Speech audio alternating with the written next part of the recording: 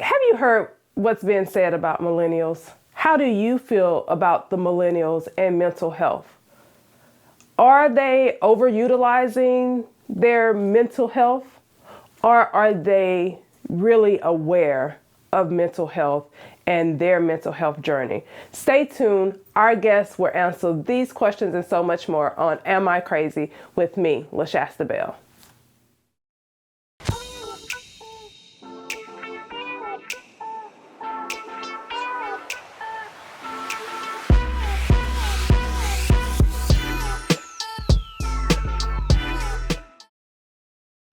Come on in, come on in. Welcome, welcome, welcome. I hope you are having an amazingly great day.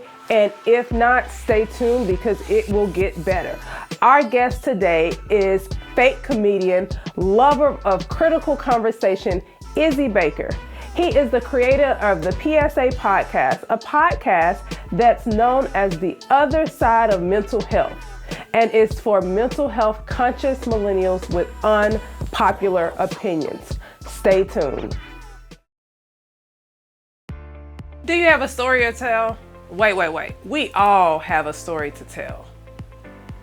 If you are ready to tell your story as it relates to your mental health and the journey, the struggle, the management, the awareness, the lack thereof, we want you at Am I Crazy with LaShasta Bell. And what about sponsorship? Oh, thanks for asking. Because there's also the opportunity for sponsorship.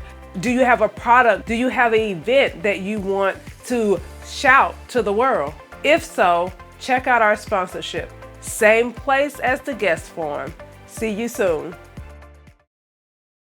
Hey, Mr. Izzy. Thank you so much for joining us today on Am I Crazy? I really appreciate you taking the time out to chat with us. I know we already kind of got started before we clicked the record, and we were talking about, just the therapeutic process itself and all of the changes that's taken place with COVID and the pivots that have happened. And how we may pivot again, some of us, due to the recent information, and some of us just may stay in place and stay virtual. So we know we all have a journey, and all of our journeys look different. So when we think about mental health and wellness in millennials, tell me, what does that look like? What does that sound like for you? Mental wellness looks like, and I hate to say this, talk about my millennials, even though I do it sometimes too. I think it more so comes to whenever we don't like something, we're not going to do it. And we'll try to use mental health or mental wellness for it. I seen a post that said this generation is the, insert word, that job. And it's low key the truth. I'm not gonna lie, because I feel like, I'm not rich yet, but I get money outside of my job. And if I go past my days, I go past. At this point, I don't really care. But I think that's pretty much the main thing with it. But it's a double-edged sword, because although the negative side is we take advantage of it too much, we are well aware of it. So we're not running ourselves crazy trying to, do something we really don't want to do. That makes sense.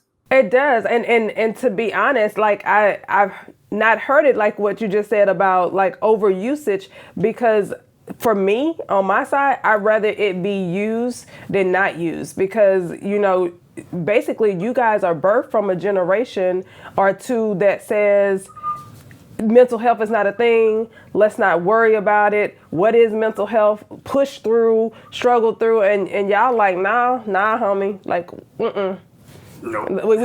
We about to shut it down. Mental health day. Oh, you only giving me 10. I need 12 this year. So I'm just going to have to lose money on those too. And I think that that's important. It's like you prioritizing your mental health. Yeah, definitely. And I think that's a big thing. And I feel like with my platform, I try to do, I like I said, always one of my taglines is the other side of mental health, because when people think of mental health, they really just think of mental illness. They think of depression. They think of suicidal ideation. They think of bipolar. People diagnose themselves with bipolar every day. I'm like, I'm not speaking that over myself. But I think the issue is the simple definition of, I was an English major. I'm an English teacher, so I love definitions. But the simple definition of mental health is the way a person acts, thinks, and feels.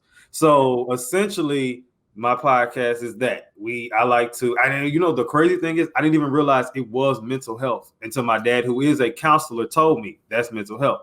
The purpose of my podcast was, honestly, I'm a very opinionated person, and I'm a person who feels as though if me and you are having a conversation, you don't agree and I don't agree, and they both very different or out their opinions, we can agree to disagree versus just shunning people out. So my whole life I've always felt kind of like shunned out with my opinions. So when I did that and I was told my dad this is kind of the podcast I'm trying to do, he's like, well, yeah, that's mental health. And I was like, oh, so I ended up becoming a mental health advocate, not even on purpose. Look at that. And you're right, because, and I'm no English major, and I was not an English teacher. I was a special education teacher, but I love definitions. So anytime I'm speaking anywhere, I'm like, hey, let's start with some definitions. So we all are on the same page. And the definition that I use for mental health is very similar. And that's anything that you do or say that contributes positively to your mental or physical health. So I try to explain to people, like, mental health is a thought, like what you think, who you are, how you interact with people every day. All of that is mental health because it comes from somewhere. It starts here. So yeah, we right there. We right there. So you mentioned like depression and suicidal ideation, and we've talked offline and you've shared some of your journey that includes that. Can you give us a little background on how you started in mental health yourself, your own personal journey? So I'm a very social person. If you see any of my social media, you definitely can see that. I think it started around the time I was like maybe like 8 or 9. I think what opened the door for it was my parents' divorce. And although I got over that, I feel like kind of quickly, and not the fake get over it where you say you're over it, but you still feeling the way. Like I think I was over it with maybe a year or two. I don't think it took me that long. But I remember being in a place of being anxious all the time and didn't really know what it was. And I would always say nervous, but I didn't know the proper term at the time, but I was always anxious. And I remember just sometimes feeling like I would mess up a lot. And I personally didn't mind making mistakes, but sometimes the backlash from my mistakes would hurt a lot. So I think I just kind of was like, always feeling like I was messing up. And then I remember just throughout life from as early as 9, 8, 9, 10-ish, all the way up till 22, and I'm 26 now, I would kind of have like bouts of like feeling like, maybe I shouldn't be here, people, and not to be extreme, but some people always think it's just like, oh, I'm gonna go jump off this cliff. Sometimes it's not just that, it's just the idea of I don't even really want to be here. Maybe it would be better if I wasn't here. And and I'm not a parent yet, but I know parents that have a lot going on, and I feel like my parents definitely would have been open, but the way for me, and again, it could have just been my warped reality at the time, I didn't feel as though they had a lot going on. And I just felt like what I was going through just seemed kind of minor to that, especially with the generation. My parents are 30 years older than me. So sometimes, and maybe not even on purpose, but some of those old school logics, which I feel like they're definitely breaking down now, of the, I remember one time I heard my mom, I had brought up suicide just as a conversation, and she had said, suicide, which was the old school logic. So I can't blame her. Suicide is selfish. When people, that is so selfish. And I'm like, and I was like, okay. So I never really brought it up again. But I didn't say me. I just kind of, how you throw something out there. You throw it out there and see how far it's going to ripple to kind of test the waters. And I 100% get where you're coming from. I can recall a time bringing some up to my mom to see how she's going to respond to like this little piece of it. And, it's like, if you blow up on that little, then I can't tell you the big personal thing, because how are you going to then respond? Right. Yeah, so absolutely. And so even that ideation and considering parents, a lot of times as parents, we don't realize that our kids are considering us in their life and factoring us in what they say and what they do. My son is almost 16, and he was a guest on the show, the first guest, and he even said about my working in the school and what he was going through, which was similar to around the age that you started, discovering and having thoughts of not wanting to be here, that he didn't feel he could tell me because our lives were perfect. I was a school counselor and everybody loved me and did it. And I'm like, well, now we far from perfect. And so I think that it's a good point that you bring up, and to put a pin in that for parents to take time to check in with their kids, to understand that the kids are watching our lives and wondering what to say and when to say, to not add to our stress or our busyness or whatever. So it's value, because I'm sure if like your parents would have checked in with you a little bit more or slowed down and paused, it might have made it easier for you to share along that way, because you started at 9. So that means you went through elementary, middle school, goodness, high school. Let's just stop at high school a little bit. How was that experience with the bouts of suicidal ideation and sounds like depression and some anxiety?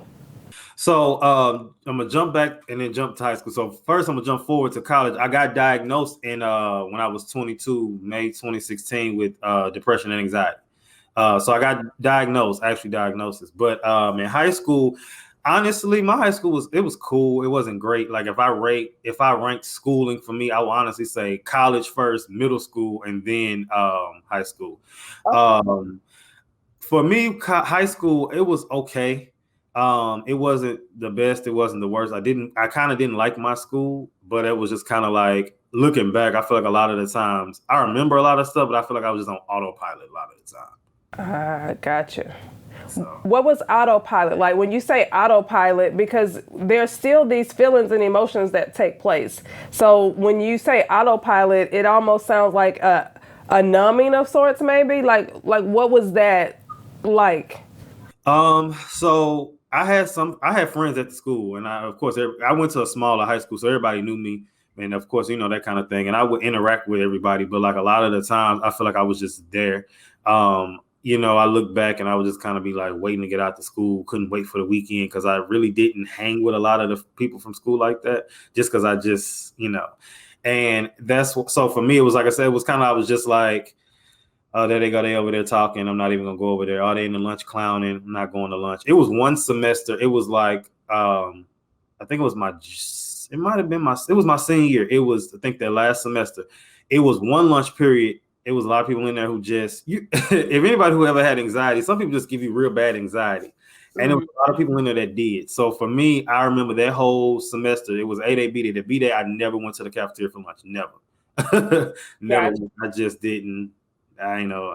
So it sounds like in high school, there was a bit of like social isolation due to the anxiety and depression. But earlier you said like you're a social butterfly. So how did you morph into this social butterfly with the anxiety and depression? So that's the thing. I've always been one. I don't know what age it was, or I just like found my voice. But as maybe like, I want to say maybe even like 6th grade, 5th grade. I don't know what year it was. It might have been, I don't know. I just always was social, laughing, clowning. That's always been me. But it's funny because I feel like the typical definition of like the comedy type people, like the Robin Williams and stuff like that, people like that who were very, out there, funny, but then inside it was like, something else. But I definitely remember saying when I went to college, I wanted it to be totally different.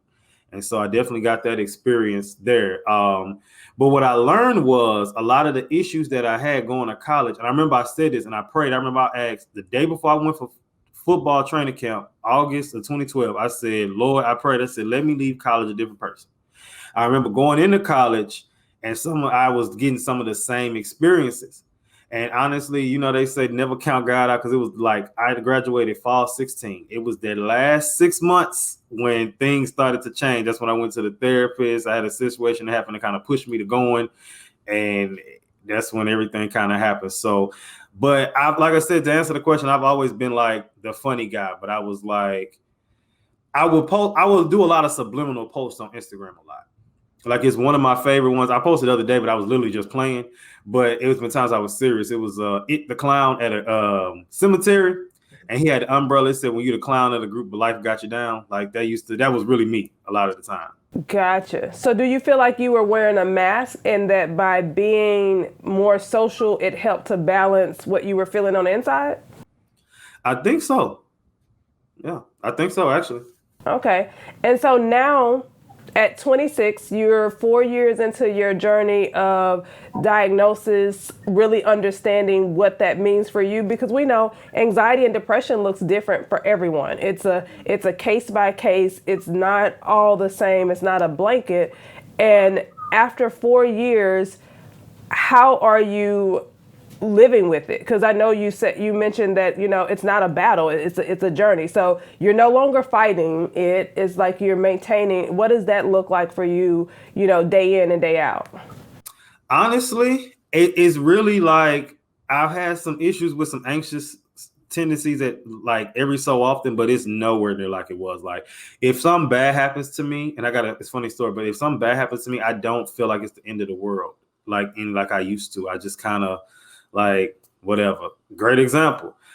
I guess I was on some, I don't know what, I just was having a slow moment or something, but I don't believe I did, but I don't know. That's the only logical reason. But my car got into on my way to work this past week. I got in the car and I sat down and I looked, and everything in my glove compartment was on my floor, and I'm like, okay. And so I'm looking around because I happened to, by mistake, leave my wallet in my car.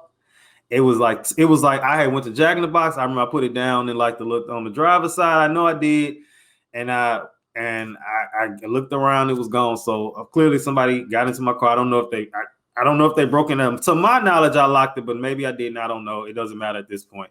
But they got my wallet, and I took off work, and I think kind of like flared up for like maybe 10 minutes, and then after that I was just like, okay, let's just take care of everything. And I was also happy too, they didn't take no money. I don't know what that was about, but no money was taken out of my account. So, but I just took the steps needed to replace everything, and that was it. I wasn't, feeling sorry for myself or none of that. I just was like, whatever, So situations like that show me that I'm at a whole way better place than I've ever been. So because if we were to rewind, and I'm sorry that your car was broken into, if we were to rewind to like maybe 21 or 22, how would you have handled the same situation? I probably would have. It probably would have been like the end of the world. Probably would have been like, oh my god, in the house, not going nowhere. Just kind of sorry for myself. I remember vividly now, and it was an experience I had when I was a kid. And one of my friends had came over because I had like this back door in my house, like with the screen door, and I let them in. And my parents came in and saw him, and I got in trouble for it. They're like, why would you let somebody in and not say nothing? And I remember sitting on my bed just real sad about it. And they was just like, get over it. But I was just like, I feel so bad about it. Got you. Right. It's our house. We get to be big mad if anybody gonna be big mad or big sad. But so basically the feeling for a situation would be bigger than what one would say the emotion would warrant. And so that was one of your telltales. And now, like you said, to know the difference, it's like, okay, 10 minutes. I'm gonna give myself a few minutes. Yeah, I feel bad. This sucks. But let me go take the steps, because 4 years ago, 5 years ago, like you said, you would have moped and been in your room, and then they would have gotten your account, and because you would have gave them time, right? It'd be 3 days later, be like, oh, I guess I need to cancel my bank card, But this time you were able to kind of get on it and be on it.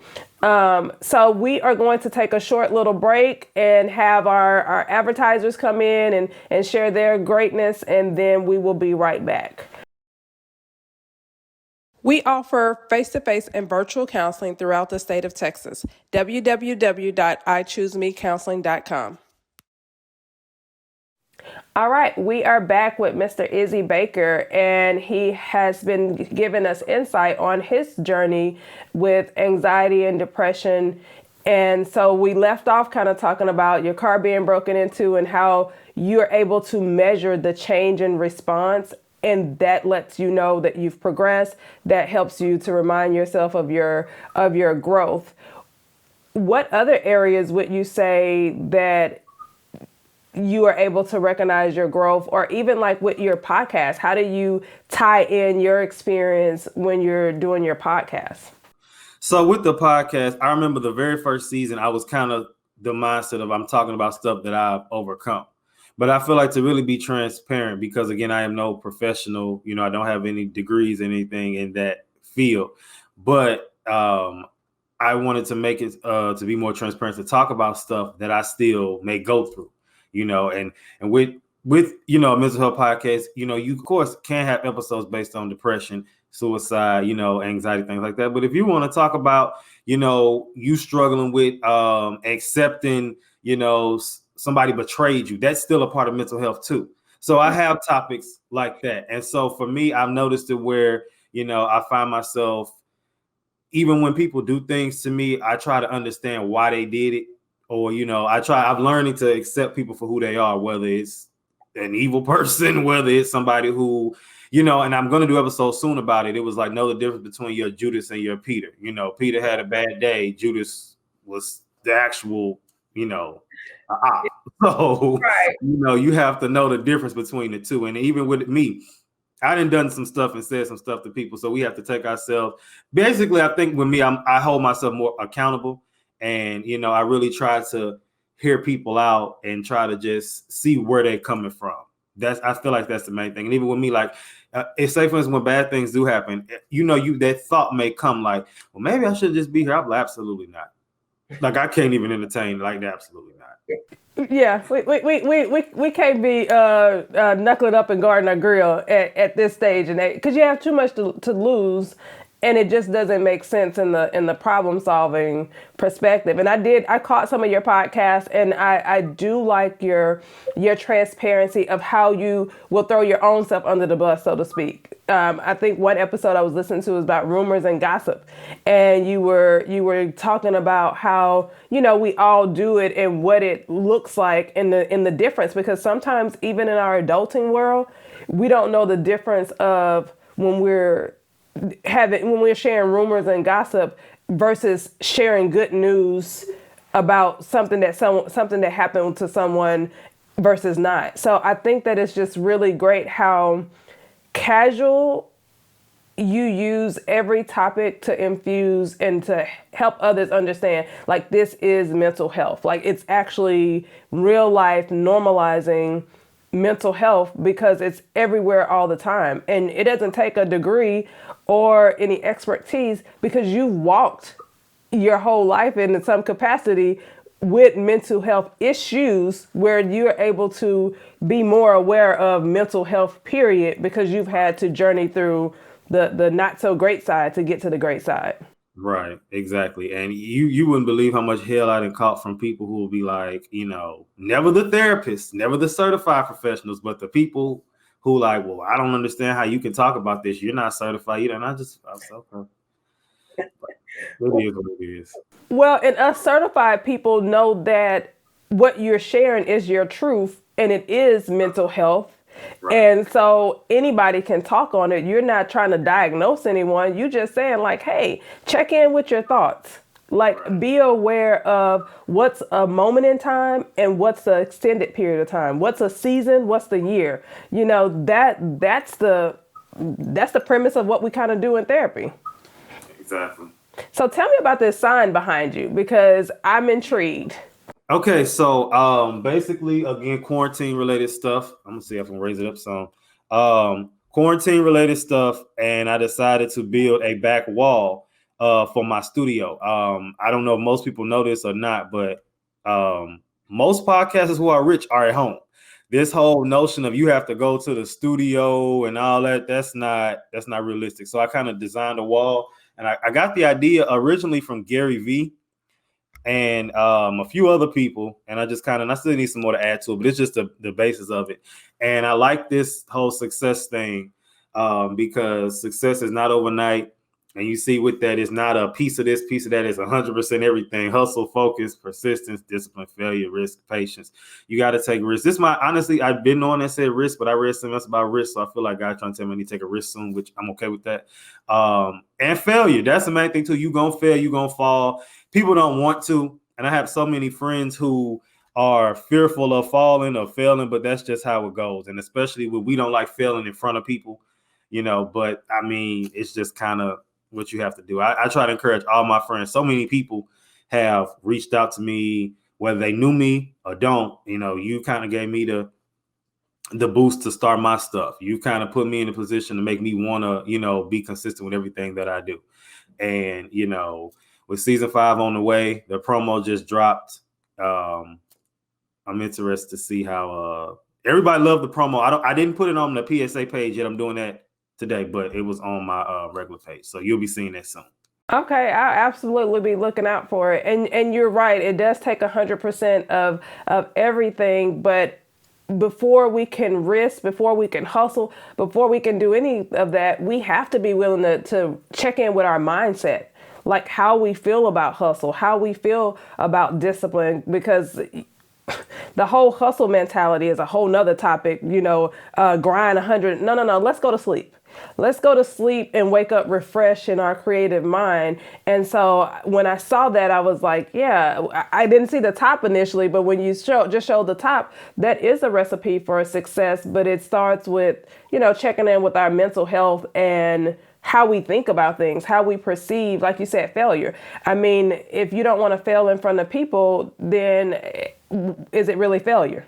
You know what I mean? Because you'll discount it as something else if it's in private, but also understanding, like, when we fail in public, we also get up in public. Like, you get to see the rise, and that's what people appreciate. Mm-hmm. Absolutely. So I wanted to ask, before we wrap up and close out, if there was one thing that you would like to leave with the people, what would be that one thing that you would want to leave with them? Honestly, well, besides the whole podcast thing, checking into P.S.A. podcast, season 5 drops March 18th, and catching up on all the other episodes as well. I want people to be left with the fact that, no matter what you go through, it does get better. But in the same breath, with it getting better, you still have to put yourself out there. Put yourself out there to where everybody know your business, because then, like I said in the TMZ episode, they're gonna be talking about you.